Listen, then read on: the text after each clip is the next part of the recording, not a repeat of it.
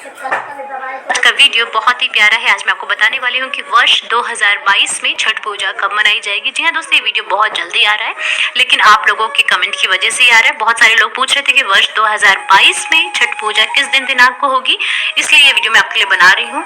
तो आज की वीडियो में आपको बताऊंगी दोस्तों इसका महत्व क्या होता है, किस दिन छठ पूजा होगी और चारों दिन अलग अलग चारों दिन में कब क्या किया जाता है वो भी हम विस्तार से जानेंगे। तो वीडियो अंत तक और ध्यान से जरूर देखिएगा। और दोस्तों पहली बार आप चैनल पर आए, चैनल को सब्सक्राइब जरूर कर लीजिएगा। जानकारी पसंद आती है तो वीडियो को लाइक जरूर कीजिएगा और हमेशा की तरह कमेंट में जय छठी मैया लिखना बिल्कुल भी मत भूलिए। तो दोस्तों सबसे पहले बात करते हैं छठ पर सूर्य देव और छठी मैया की पूजा का विधान। जी हाँ दोस्तों, कई लोग सोचते हैं कि ये तो सूर्य पूजा का पर्व है, किंतु कई लोग सोचते हैं कि ये छठी मैया का पर्व है।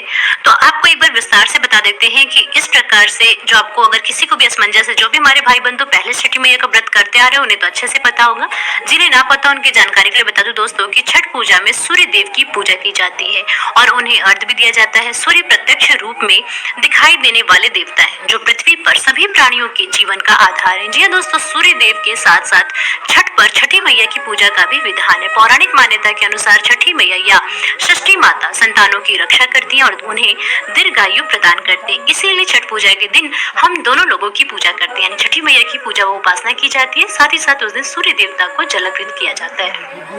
तो आपकी जानकारी के लिए दोस्तों ये भी बता दूं कि जो जल चढ़ाया जाता है, जो अर्घ्य दिया जाता है वो बहुत ही ज्यादा जरूरी होता है, यानी कि शाम के समय और सुबह के समय जब तक जल नहीं दिया जाता है, जब तक सूर्य को अर्घ्य नहीं दिया जाता है, तब तक पूजा जो होती है हमारी संपन्न नहीं होती है।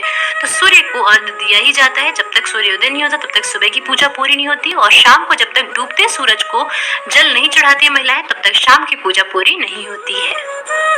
अब दोस्तों यदि मैं आपको विस्तार में बताऊं तो शास्त्रों में षष्ठी देवी को ब्रह्मा जी की मानस पुत्री भी कहा गया है। दोस्तों पुराणों में इन्हें मां कात्यायनी भी कहा गया है, जिनकी पूजा नवरात्रि में षष्ठी तिथि पर होती है।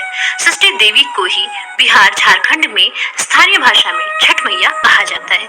तो अब आप अच्छे समझ चुके होंगे दोस्तों कि इस दिन हम छठी मैया की पूजा क्यों करते हैं और सूर्य देव की पूजा क्यों करते हैं। दोस्तों छठ पूजा जो होता है 4 दिनों तक चलने वाला लोक पर्व है। जी हाँ दोस्तों, यह 4 दिवसीय उत्सव है जिसकी शुरुआत कार्तिक शुक्ल चतुर्थी से होती है और कार्तिक शुक्ल सप्तमी को इस पर्व का समापन होता है। सबसे जो पहला दिन होता है दोस्तों वो होता है नहाए खाए का। यह छठ पूजा का पहला दिन होता है। नहाए खाए से मतलब है इस दिन स्नान के बाद घर की सफाई अच्छे से साफ सफाई की जाती है तथा दोस्तों घर का शुद्ध शाकाहारी भोजन किया जाता है। लहसुन प्याज वर्जित होता है। साथ ही साथ अपने घर की साफ सफाई में ध्यान देना होता है कि घर में रहने वाला प्रत्येक व्यक्ति पूर्णतः शुद्ध हो, कुछ भी वो बाहर का ना खाए पिए, लहसुन प्याज जैसी चीजों का भी प्रयोग ना करे, क्योंकि इसमें तामसिक प्रवृत्ति से बचने के लिए ऐसा किया जाता है कि शाकाहारी भोजन किया जाता है। साथ ही साथ दोस्तों मांस मदिरा इस प्रकार की चीजों का भी सेवन घर का कोई भी व्यक्ति ना करे, इस चीज का भी विशेष रूप से ध्यान देना होता है। अब बात करते हैं दोस्तों दूसरे दिन की। दूसरे दिन को बोला जाता है खरना। जी हाँ दोस्तों, खरना छठ पूजा का दूसरा दिन है। खरना का मतलब पूरे दिन के उपवास से है। जी हाँ दोस्तों, इस दिन व्रत रखने वाला व्यक्ति जल की एक बूंद तक ग्रहण नहीं करता है। संध्या के समय गुड़ की खीर ली और साथ में ही चाहे तो वो रोटी बना सकता है, इसका सेवन किया जाता है। साथ ही साथ फल भी खा सकते हैं। साथ ही घर की बाकी सदस्यों को भी ये प्रसाद के तौर पर दिया जाता है। जो आप खीर बनाते हैं वो घर के बाकी सभी सदस्यों को भी बांटा जाता है, खिलाया जाता है। आप अपने सगे संबंधियों को भी वो खीर खिला सकते हैं। अब मित्रों हम बात करते हैं तीसरे दिन की। जी हाँ दोस्तों, तीसरे दिन जो होता है संध्या अर्घ का होता है। बहुत ही पवित्र दिन होता है। छठ पर्व के तीसरे दिन कार्तिक शुक्ल षष्ठी को संध्या के समय सूर्य देव को अर्घ्य दिया जाता है। शाम को बांस की टोकरी में फलों, ठेकुआ, चावल के लड्डू आदि से अर्घ्य का सूप सजाया जाता है, जिसमें कि विभिन्न प्रकार के फल होते हैं। दोस्तों जितने भी प्रकार के फल हमारे धर्म में खाए जाते हैं या अपनाए जाते हैं, वो समस्त फलों को पूरा प्रयास किया जाता है कि सारे फल सारी माताएं बहनें एकत्रित करती हैं और उन सभी फलों को थोड़ा सा वो डलवे में रखती हैं और घाट पर भी जिस नदी पर वो पूजा करती हैं वहां पर भी ले जाती हैं। तो जो भी फल होते हैं मौसमी फल से लेकर के वो भी फल जो उस मौसम में नहीं हो रहे ना, वो भी कहीं ना कहीं से सभी माताएं बहनें खोज ही लेती हैं, क्योंकि इस समय सारे फल चढ़ाए जाते हैं। घर में जो होता है दोस्तों वो ठेकुआ बनाया जाता है, चावल के लड्डू बनाए जाते हैं। अब इसके बाद व्रती अपने परिवार के साथ सूर्य को अर्घ्य देती है। जी हाँ दोस्तों अर्घ के समय सूर्य देव को जल और दूध चढ़ाया जाता है और प्रसाद में भरे सूप से छठी मैया की पूजा की जाती है। सूर्य देव की उपासना के बाद रात्रि में छठी माता के गीत गाए जाते हैं और व्रत कथा सुनी जाती है। तो इस प्रकार से सारी माताएं भूखी प्यासी रह करके पूरी रात जो है व्यतीत करती हैं। अब बात करते दोस्तों अगले दिन की। तो मेरे प्यारे भाई बहनों, अगला दिन है यानी कि चौथा दिन होता है, चौथा दिन को होता है उषा अर्घ। जी हाँ दोस्तों, छठ पर्व के अंतिम दिन सुबह के समय सूर्य देव को अर्घ दिया जाता है। इस दिन सुबह सूर्योदय से पहले नदी या फिर घाट पर जहाँ भी महिलाएं पूजा कर रही होती छठ माता की, वहाँ पर पहुंचकर उगते सूर्य को अर्घ देते हैं।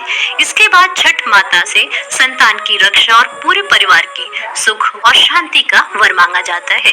पूजा के बाद व्रती कच्चे दूध का शरबत पीकर और थोड़ा सा प्रसाद खाकर व्रत को पूरा करती हैं, जिसे कि पारण या फिर परना भी कहा जाता है। तो जो लोग भी ये वीडियो देख रहे हैं, आप लोगों से मेरा हाथ जोड़कर निवेदन है कि जब कभी भी आपके घर में कोई भी माताएं या बहनें ये व्रत करती हैं तो पूर्ण रूप से आप उनका साथ दीजिए, क्योंकि ये व्रत बहुत ही कठिन होता है दोस्तों।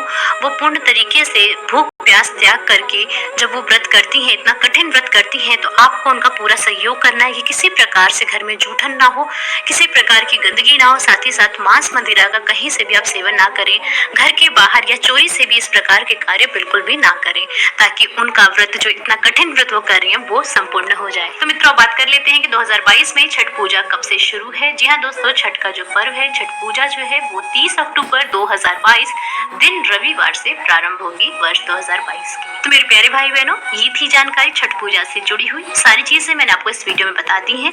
इसके अतिरिक्त भी यदि आप कुछ जानना चाहते हैं, आप पहली बार छठ का यदि व्रत करने जा रही हैं, आप कोई अन्य जानकारी चाहती है तो मुझे कमेंट में जरूर बताइएगा।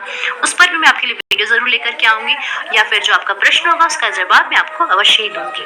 साथ ही साथ आपको ये बताना चाहूंगी दोस्तों कि इससे पहले भी हमारे चैनल पर छठ पूजा से जुड़े हुए अन्य वीडियोस हैं, तो उसमें भी बहुत सारी आपको जानकारियां दी हुई हैं। सारे दिन का और विस्तार से मैंने बता रखा है, तो वो वीडियोस भी आप जरूर देख लें। तो आज के वीडियो अंत तक देखने के लिए आप लोगों का बहुत बहुत धन्यवाद। जानकारी पसंद आई हो तो वीडियो को लाइक करना बिल्कुल मत भूलिएगा। और छठी मैया की महिमा कितनी अपरंपार है हम सभी लोग जानते हैं, किंतु जो लोग ये व्रत नहीं करते उन्हें बताने के लिए कमेंट में जय छठी मैया लिखना बिल्कुल भी मत भूलिएगा। तो आज का वीडियो अंत तक देखने के लिए